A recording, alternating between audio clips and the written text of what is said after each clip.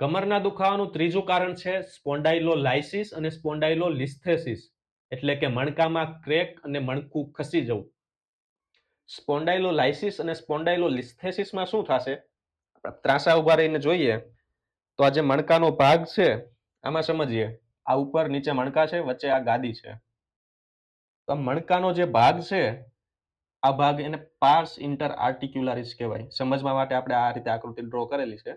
આ પાર્સ ઇન્ટર આર્ટિક્યુલેસના ભાગથી મણકા ઉપર કઈ પ્રેશર આવતા ત્યાં ક્રેક આવે તો તેને કહેવાય સ્પોન્ડાઇલોલાઇસિસ. અહીંયા આ ભાગમાં ખાલી ક્રેક આવશે, મણકું આગળ કે પાછળ તરફ ખસશે નહીં.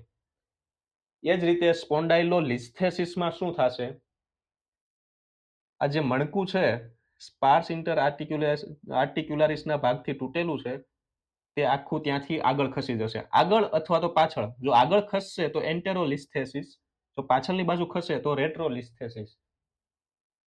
સ્પોન્ડાઇલોલાઇસિસમાં ખાલી ક્રેક જ આવશે. લિસ્થેસિસમાં મણકું આગળ અથવા પાછળની બાજુ ખસશે. મણકું આગળ અથવા પાછળ ખેંચું તો તેના લીધે શું થશે? અહીંયાથી આ રીતે આમ સાઈડમાંથી જોઈએ છીએ તો આ રીતે આમ નસ પસાર થતી હોય.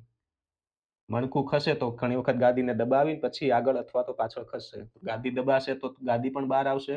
મણકું આગળ કે પાછળ ખસશે તો આ જે અહીંયાથી નસ પસાર થાય છે તો તેના ઉપર પણ મણકાને લીધે દબાણ આવશે. સેમ એ જ રીતે ત્યાંથી નસ બંને સાઈડ પગમાં પસાર થતી હોય છે. આપણે જોઈએ તો અહીંયાથી નીકળીને અહીંયા સુધી અને અહીંયાથી પછી બંને પગમાં જતી હોય છે. એટલે ગાદીના લીધે દબાણ આવે કે મણકાના લીધે દબાણ આવે, નસ ઉપર દબાણ આવે એટલે કમર અને પગમાં દુખાવો થતો હોય છે. ઘણીવાર આપણે એક્સરે કે એમઆરઆઈ રિપોર્ટ કરાવેલા હોય તો ડોક્ટર આપણને એવું કહે છે મણકું ખસી ગયેલું છે. તો મણકું ખસી ગયેલું છે તો હવે આપણે આ શબ્દ એમઆરઆઈમાં આ શબ્દ વાંચીએ લિસ્થેસિસ, લાઇસિસ, તો આપણને હવે ખ્યાલ આવી જાય કે આપણને તકલીફ શું છે. મણકું ખસી ગયું એટલે કઈ રીતે ખસે? તો આ રીતે ખસે. મણકામાં ઘણીવાર એવું કીધું કે ક્રેક છે તો મણકામાં આ રીતે ક્રેક હોય તો એમાં એમઆરઆઈમાં શબ્દ લખેલો હોય, એક્સરેમાં શબ્દ લખેલો હોય સ્પોન્ડાઇલોલાઇસિસ. ખસી ગયેલું હોય તો એક્સરેમાં અથવા એમઆરઆઈમાં શબ્દ લખેલો હોય સ્પોન્ડાઇલોલિસ્થેસિસ. તો આ રીતે તમે શબ્દ વાંચશો તો તમને ખ્યાલ આવી જશે કે તમારે તકલીફ છે શું.